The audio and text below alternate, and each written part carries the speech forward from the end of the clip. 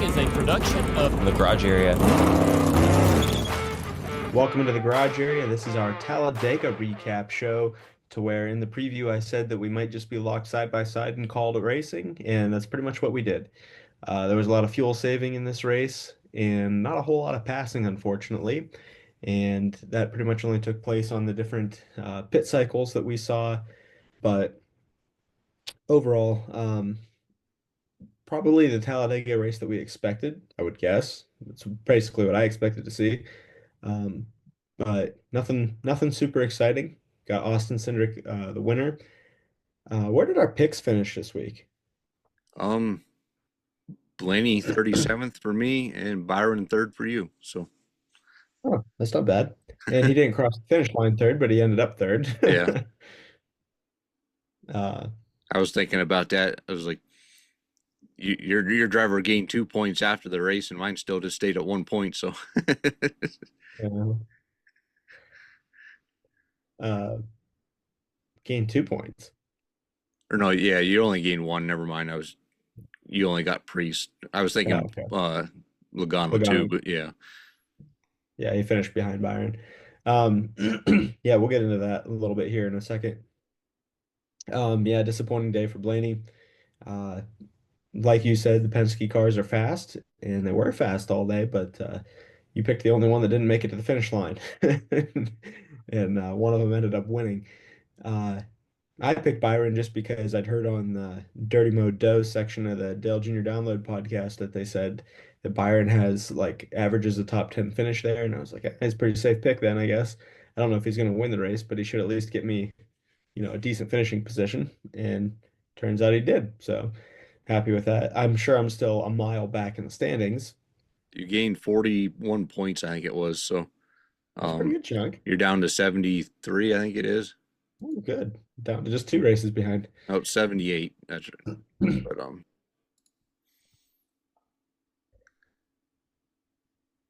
Well, we'll have to see how that all turns out. But it's a long year. There's plenty of picks to be made, and see how that ends up going. You're on a bit of a cold streak here for a couple of weeks after just being red hot to start the year. I wouldn't consider it too much of a cold trick, considering I finished second to you last time. But this one just had the bigger point. Still finished point. behind Yeah. you. Who won the race? Was it you? Doesn't matter. Okay. Let's rate the race itself. Out of 10, what are you gonna say for Talladega? Man, I don't know. I don't know. I'll go two. I just Two. I don't know. I don't know. I feel like the last few Talladega races were better than this one, and even those weren't the greatest. And I feel like Daytona gave some hope because I felt like it was a pretty good race. We had some three wide racing and stuff and whatnot. That I don't think was total fuel saving, but it just I think I knew during the race this three wide and four wide was fuel saving, and I know the argument is, well, that's more exciting than the single line fuel saving. I might disagree because when the Toyota started their non-fuel saving and started stretching things out, I felt more excited watching them go faster than slowing down. But in the same regard, you couldn't do no passing that way either. Um, but I think stage two, I thought they all got three wide, or maybe it was stage one. I don't remember if it was stage one or stage two, but at the end of the stage, they were getting three wide, making pushes and making moves. I thought, oh, all right, there might be something here. But once it got down to the end, everybody was going full out. It got 2x2, and just it was nothing. This package is terrible, and I don't know what they're going to do to fix it. Yeah, it seems like everybody's had a pretty negative opinion of the race and of the restrictor plate racing, the super speedway racing, whatever you want to call it in general. Yeah, it's tough. Did you hear Jeff Gluck's rant? Yeah. Yeah, it was I mean he was ranting about the All-Star race and not the Talladega race, but he did have some pretty negative stuff to say about that. Basically said that, with this car, this is what you're going to get. You're not going to do anything until you change this race car. And I would tend to agree with that. And I do agree that there was some single file riding around in line. But you know what? When it was time to go with the old cars, they could pack up and go. And that's what you want to see. Um, when I was watching the end of the race, because Joey ran well all day and stayed up front most of the day, and he was sitting there fourth or something in line, and I'm just like, okay, here we go. They're gonna get a couple lanes here. They're gonna get a third lane, and some guys are gonna push to the front. I don't know how he's gonna get there, but Joey's really good at this. He's gonna get up to the front here. And the last 10 laps, I'd say probably the last 15 laps, I was just sitting on the edge of the couch, just my heart just started beating because it's like, what's going to happen? What's going to happen? I had the faith that something was going to happen. And the only thing that I ended up seeing was two commercials and nothing besides that, nothing in the realm of racing. And it was just super disappointing. Like you, the idea of seeing the Toyotas get up there and race made me think that, hey, we might have a shot at a decent day today. Um, if it wasn't for that instance I'm pretty sure that was stage one. If it wasn't for that instance, I would be down there with you with it too. I'm giving it a four just because I had those moments of excitement there for a little bit. I can remember when I was a kid, my dad was a Dale Jarrett fan, and he always got so excited for Daytona and Talladega because he's like, Dale's gonna ride in the back till about 80 to go, and you're just gonna see that 88 car come to the front. And he always did. And he only won one race in the amount of time that I can remember watching him, but he did that very well. He knew how to get through those restrictor plate at that point racetracks, and it's just not something you see anymore. And obviously, you and I grew up watching Dale Jr. do it for a long time, Tony Stewart do it for a long time. Um, Even Kurt Busch, I think, was an underrated plate racer. Guys that just were at the front a lot and had that art figured out. Obviously, Denny Hamlin, and it's just gone now. It's just a matter of where you come off the last pit road cycle. And I don't know. Very disappointing. If I'm going to sit down and judge it fairly, what do you point to other than the race car? I don't think there's nothing else to point to. It just I don't know what you go back to. I mean, we all like the Gen 4 cars. They're like been our favorite cars, and obviously, I don't think we're ever going to get back to them. But it just in my head watching. I think it was I don't know if it was 2004, the summer Daytona race. I whatever this race was, I know Jeff Gordon won, but there's a clip in there, Dale Jr., and they always put the old Talladega Nights slingshot engage, where Dale Jr. got to run, whipped it out three wide past Gordon in another car, three wide by himself without help. He could pull out a line, make the pass, and get back in line and work the draft himself. And you saw that coming to the line. They were too afraid to pull out. Um, you pull out and no one else does, and you're going to the back. I mean, Yeah, you used to have like car, even half a car length between you in a draft. Now they're bumper to bumper to bumper. Before you could pull out and not have so much drag, and pull back in if the run wasn't coming or you weren't moving. And now if you move out and no one comes with you, you're gone. yeah, They watched that with there's an onboard clip of Bubba Wallace going from 20th to 10th in that final lap. Now he's the only one who evidently made passes because people in front of him tried to move out to make passes. He just stayed in the middle of the line and picked them off when they made mistakes. yeah. If had everybody stayed in line, nothing. He'd have finished 20th instead of 10th. And it just I don't know how you can say that this is a good car for this type of racing. Yeah, I don't know what else to point the finger at. I mean, at other racetracks, you can say, oh, we need better tires. And I think that that is a part of the equation, but I'm kind of like settled on the tires a little bit at other tracks I think they've made improvements. I'd like to see more improvements, sure, but at some point you just got to be like, dude, it's the car. It's bad. It does nothing for the quality of racing. I mean, you might as well just put minivans out there and let them race those. That'd be about as entertaining and probably even more so, actually. And it's just, I don't know. You got to fix the car. It's just bad. I know that Gluck talked about having a different, basically a whole different car altogether for super speedways. And if you're gonna go that route, just get us a whole better car in general for every racetrack. Because it's not like this car races great, except for super speedways. Short tracks are bad, intermediates are hit and miss, and road courses are hit and miss.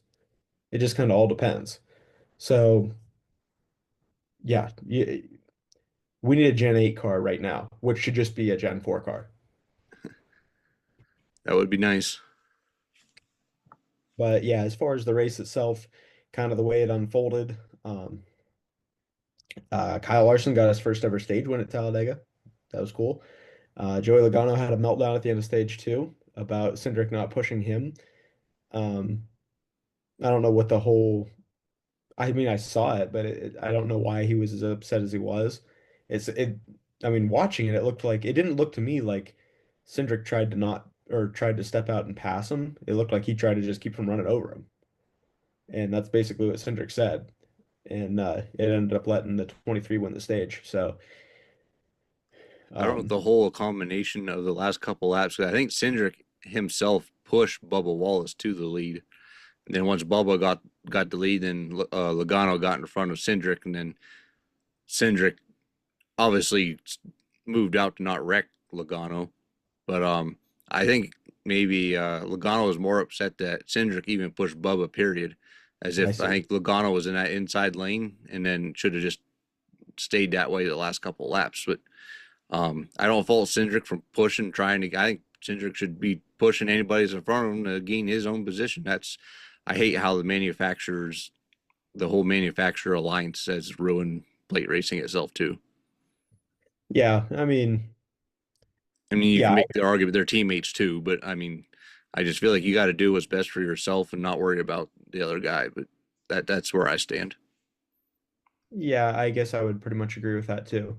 I mean, it was always cool seeing for me being a Penske fan for as long as I have been that you knew that those guys were going to work together back when you actually could work together pretty well.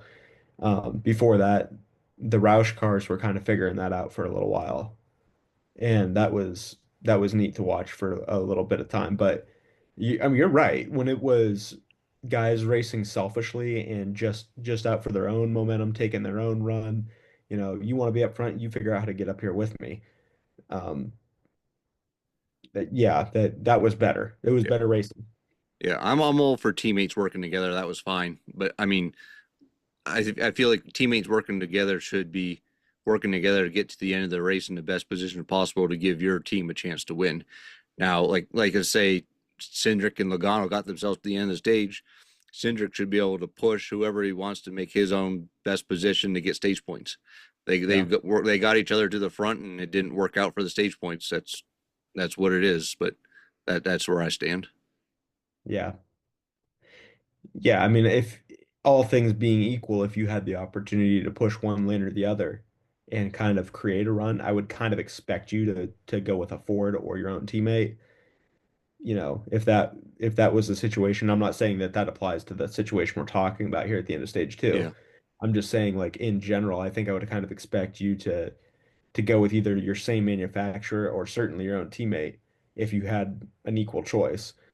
But outside of that scenario, which is like never going to happen, yeah, just go with whatever lane you can create a run in. I'm with you. yeah. Um,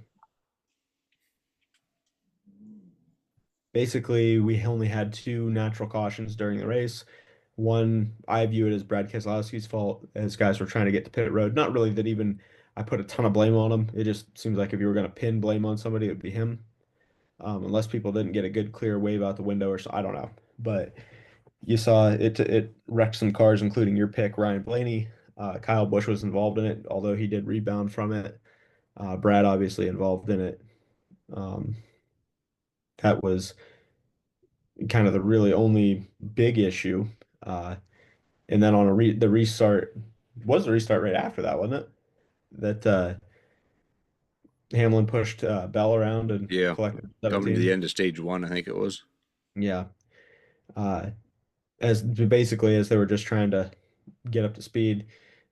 Chris Buescher's crew chief, Scott Graves, said that he'd like to file an insurance claim with Progressive for for the car that they wrecked. And Denny Hamlin had a pretty good comeback on his podcast. He said they only cover one car, and you guys wrecked three that day. Well, they only Not, wrecked two. Priest's was just a DQ, but yeah. yeah, he still needs insurance though. Uh, but yeah, that was funny. That little bit of back and forth there. Speaking of the DQs, and not the Dairy Queen, uh, like you said, Priest got disqualified for three shims instead of two, if I understand that correctly. I believe that was spoiler related, wasn't it? What would you say? Yeah, I believe that was related to the spoiler when it says three shims instead Yeah, of two. I don't know if the shims are actually for where they're going, but I just assumed that it was related to the spoiler angle. yeah. So that's what I would seem to guess, but I've heard conflicting things on the Joey Logano deal. One, I heard that he was missing one of the like 15 bolts that go in the spoiler, and the other one that I heard said that it wasn't gone, it was just loose. So I don't really know how that would provide you an advantage. I get that it's a disqualification. I'm not arguing that. I'm not saying that he should have, that shouldn't have been an issue. I just don't think that that made the 22 car faster. in reality, it probably didn't. But I'd say if that bolt's missing, it allows a bracket to allow the spoiler to bend back. It would decrease drag. That would be the performance gain. If the bolt's not there and a spoiler can lean back further, that would be less drag. So there would be a performance advantage. But in all reality, I don't think it was really meant to be, or wasn't like they were trying to cheat anything. It just, but the rules are the rules, and that's how it's got to be But followed. So even one bolt out of 15, you think allows enough flex in there to be, every hundredth of a second counts. you're right. I That's mean, fair. I, I don't know. I don't have the wind tunnel data they probably have to, if they've tested those things, but I imagine they know something if they're trying something. What wind tunnel data do you have?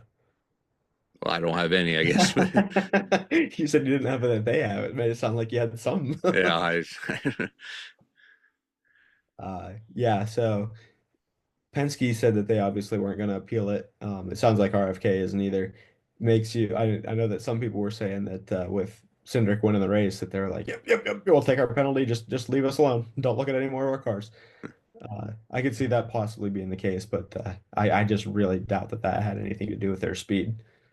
I don't think so either. But Um, the only real exciting thing, like I said, Kyle Busch did bounce back from that wreck, but on the money stop, he and Josh Berry got caught speeding and ended up having to go. I guess it was under green, so they had to sort of pass through.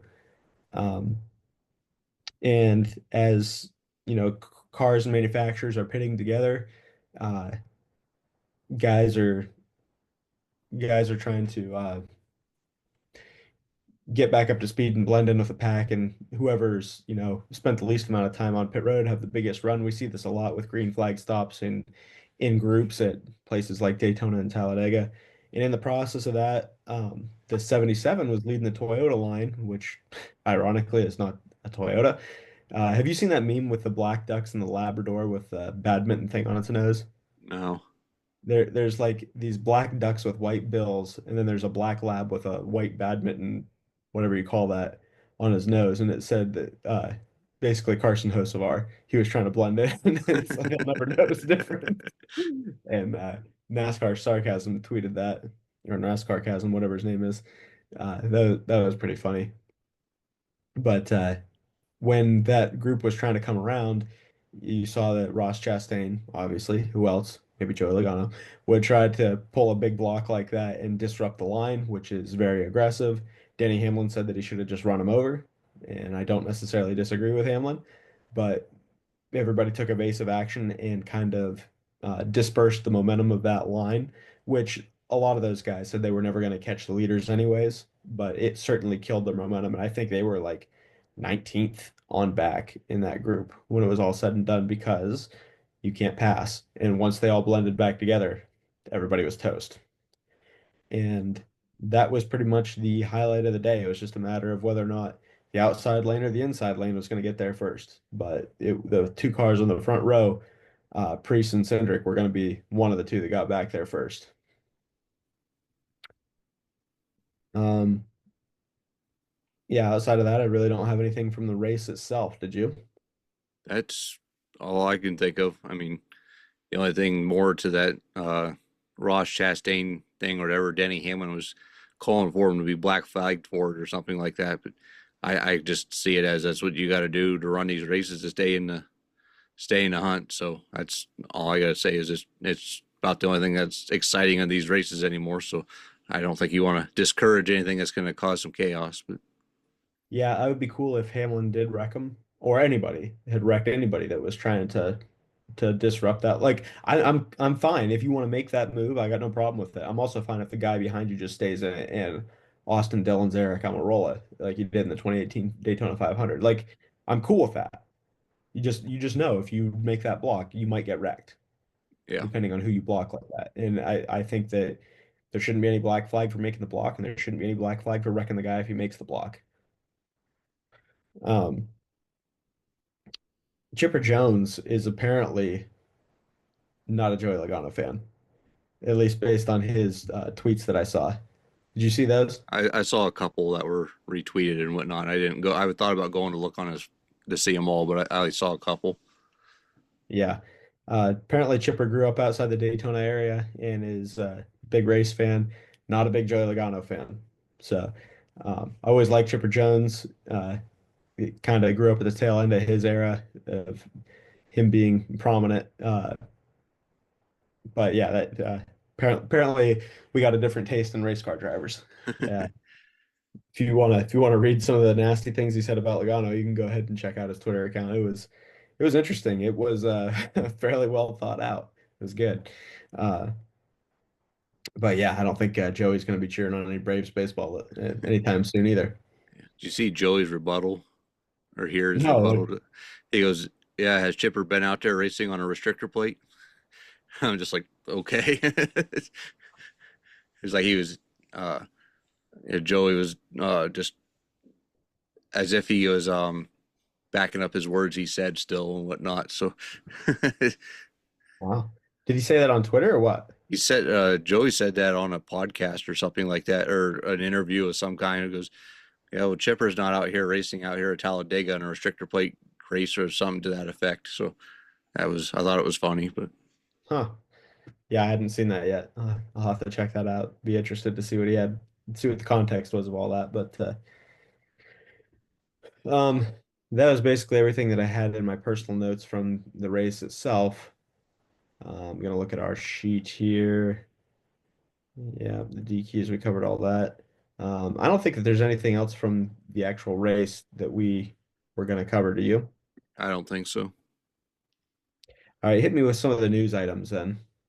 Well, the probably the most exciting news item is the Homestead coming. Homestead's going to be the championship race again, 2026. So even though I still don't like the playoff format to get to there, it's going to be at least a better race to Yeah, crown a champion. Unless Larson's in the final four, then we all know he'll probably win it. But well, you say that, but Tyler Reddick has won there, and Ryan Blaney came very close to winning there, you can and only Joey hope that those Logano. are hope that those three are in the final four, at least make it more interesting. Hopefully, Yeah, it's not just one of those. yeah, Joey Logano has won a race there before, and it will be an even numbered year next year, so he'll be a threat. So I'll be looking forward to that. Yeah, I'm looking forward to the race being back at Homestead. It's such a better racetrack than Phoenix.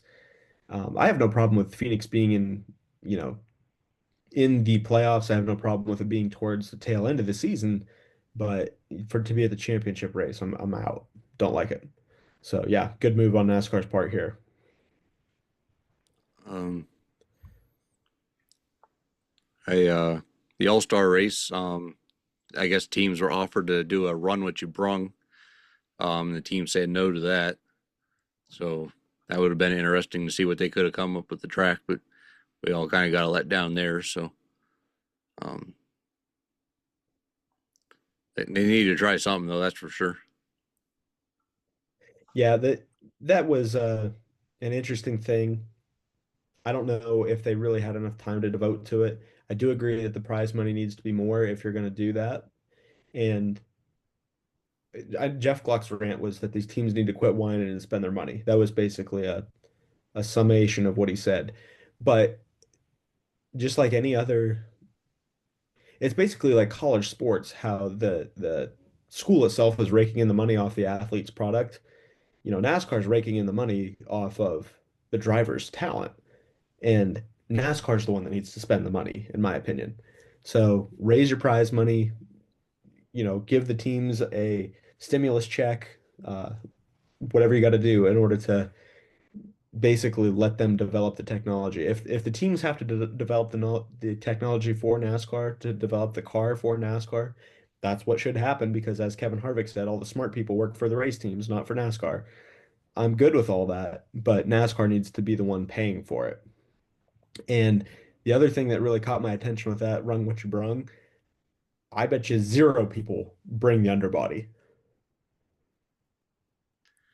It depends. The underbody is going to give them the most downforce to win the race. I mean, if they're out here going to win $1 million, they're going to bring whatever they're going to bring more downforce. I think in reality, now that I'm thinking about it, that maybe these teams would have made things worse. Maybe higher horsepower, more downforce, and they would have been on rails again. But um, I feel like NASCAR needs to say, all right, get rid of these certain things to cut costs. I'd say, these underbodies, I don't remember what they're how many thousands of dollars they were or not, but I would say you cut costs if the teams don't have to buy underbodies or what's the diffusers in the back or something that all create downforce. To say just eliminate those from the cars and just use the overbody of what you got to make downforce. But Denny don't you have to Ham, have it? Sorry. I was going to say Denny Hamlin made similar points in one of his podcasts a couple weeks ago about using the overbody for downforce instead of the underbody. But Yeah, but that's what I'm saying. Like, don't you think that you could throw that out and actually make overbody downforce? you could, but the teams are going to know which is better. Whether if the underbody creates the best downforce, they still might bring it if it was like a run what you brung no rules type of thing. Now the I'd say the overbody downforce will create better racing, but will it create a faster car?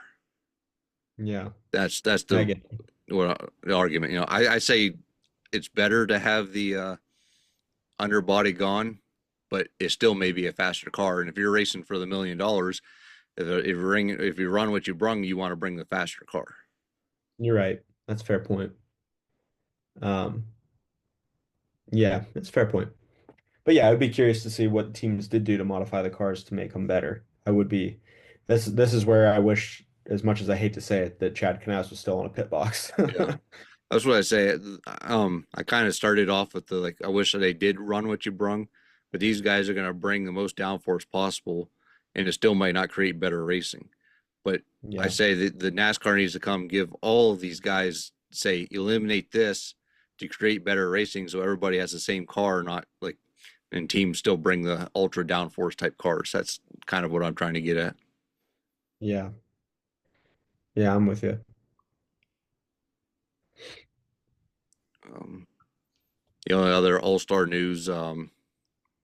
They're adding a promoter's caution, which is I don't think as big of a deal as people are making out to be. I mean, they used to do segments and have 10 lap uh, shootouts. I mean, a extra caution out there or whatever. If the race is spreading out, it doesn't bother me that much. So that's the only other argument that's being made out there. But Yeah, the All-Star race is the place for things like this, so that doesn't bother me.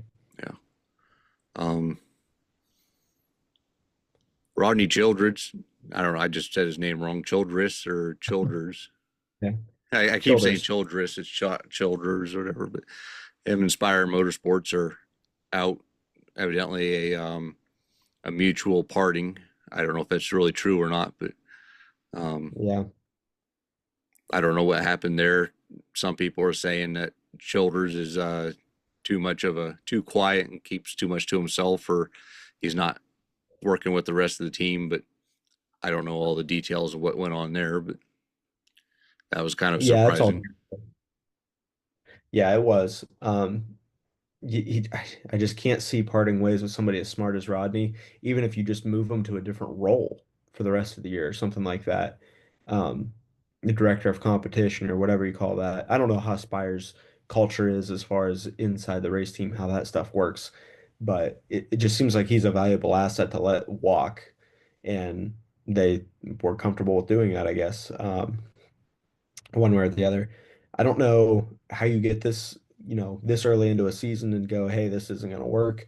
And you didn't know that ahead of time. I'm not sure how that all works, but apparently there's some rumors about him and Justin Haley not getting along. I don't know if that's true or not. I don't know enough about Justin Haley to know what his personality's like. Um, I heard but Justin yeah, Haley talk or whatever in an interview and question uh that nobody had talked to Haley about moving on from Childers. So um it was act like it was almost as Haley acted as if he didn't know what was going on.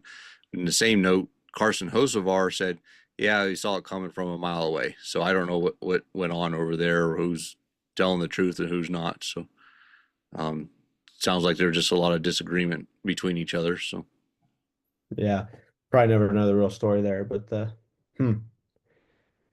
Yeah, I mean, I feel like Rodney Childers could make me a fast race car driver in like the truck series or something like that. And I feel like if Rodney Childers went to work for Cletus McFarland, the guy would be in the truck series playoffs next year. possibly, And I think it's a possibility. Um, yeah. Any other news from the week? not any more news I can think of. Um, Uh, in state the obvious news, Austin Hill wins the Xfinity Series race, but that was kind of under disappointing circumstances. What did Jeb Burton win that race? I don't think so. Are you talking about the I point mean, in caution, or yeah. from all the photos I seen, it looked like Austin Hill was ahead. From all the photos I saw, it looked like Jeb Burton was ahead. Maybe we saw different photos. I don't know. Anything I watched, it looked like to me Austin was ahead, but um, they weren't the greatest angles, that's for sure. But Yeah, I at agree least with the that. ones I saw. But There uh, was one angle that you could convince me that it was Austin Hill, but the other ones was like, that could be Jeb Burton that's there. Um, obviously, I would much rather see Jeb Burton win than Austin Hill, but I don't know. Jeb was very heartbroken afterwards. He was getting very choked up in the post race, saying that, we don't have a lot of opportunities to win races. You feel bad for the guy there. You can't award race wins on stuff like that, but man, you've got to give me a pretty clear review to say that that guy didn't win the race. yeah, yeah, they gotta if they're gonna come up with something better, more cameras or something, different angles or what, I don't know.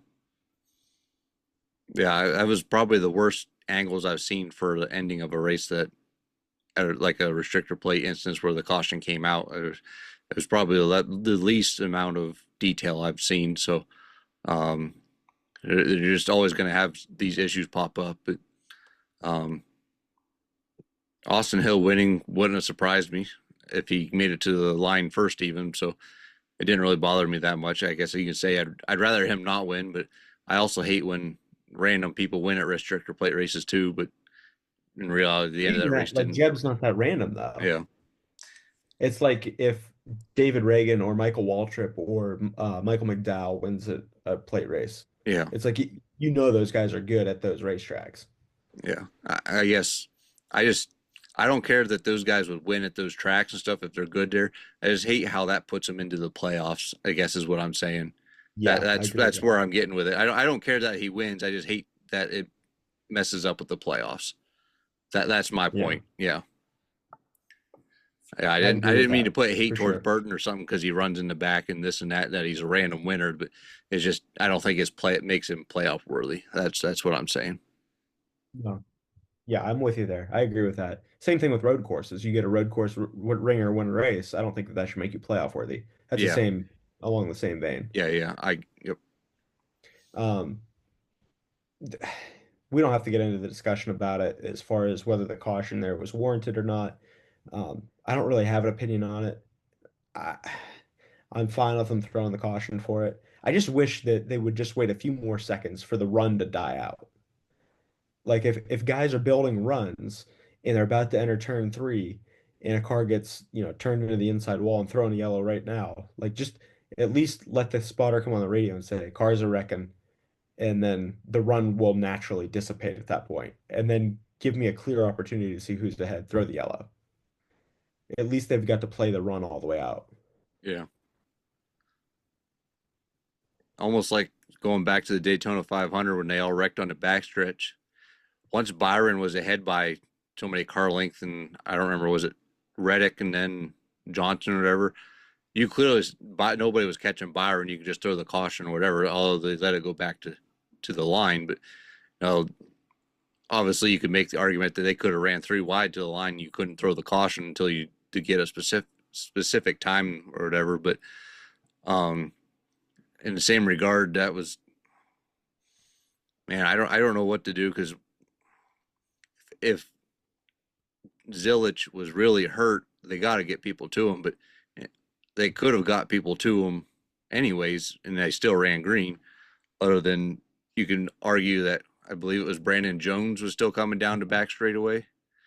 Um, you always can't really do anything until all the cars are passed. Yeah. I mean, he was all by himself, but that still is not a guarantee, because Juan Pablo Montoya was by himself and he still took out a safety truck. So, there's always a caveat to what goes on. I know, was it Freddie says it on DBC, a caution is a caution. The caution Mhm. comes out on a normal race right away when he hits that wall. I mean, it should come out right away at the end of a race too. But it's just, as much as I'd love to see it come to the line, you got to be consistent. We have a yellow line rule at restrictor plate racetracks. I would be okay with having a caution rule that if a wreck happens on the last lap, you can deploy the safety trucks after the field goes by. They're going by at 180 mile an hour. It's not going to take them forever to get by. Yeah, You can deploy the safety trucks and let them race back to the line, basically, on the last lap. that only works if the pack is close together, like at Talladega. That's what Like, I mean. It's got to be yeah, a specific super speedway rule. It yeah. can't be every racetrack. But if let's say that was a like the Cup Series ran green that final stage, there could have been cars still on the backstretch in a pack also. So like Yeah, two separate packs or something like that. Like I said, Brandon Jones was all by himself, still coming down the straightaway when Zillage was wrecked there. You can't deploy right. anything until Jones gets by. By that Yeah, time, I mean, that's still technically only a few seconds, but every second counts if somebody's hurt. So, um, not that I'm trying to vouch for NASCAR in this situation, but it's just there's so many different scenarios that can go wrong that you got to play on the safe side. yeah. I don't have, like I said, I don't have a huge opinion one way or the other about it. Yeah, Just wish that there was more time for the run to advance. I just wish Austin Hill didn't win that race. That's the Pretty much. Yeah, just being a hater. yeah. Anything else you wanted to cover from the weekend? Um, that's all I got. That's all I got too. All right, well, we'll wrap it up here. Thank you guys for watching, listening, however you're consuming the podcast. We're appreciative of that. Continue to watch, like, subscribe, interact on social media, whatever you want to do. Leave us a comment, give us follows, and we will talk to you guys after Texas.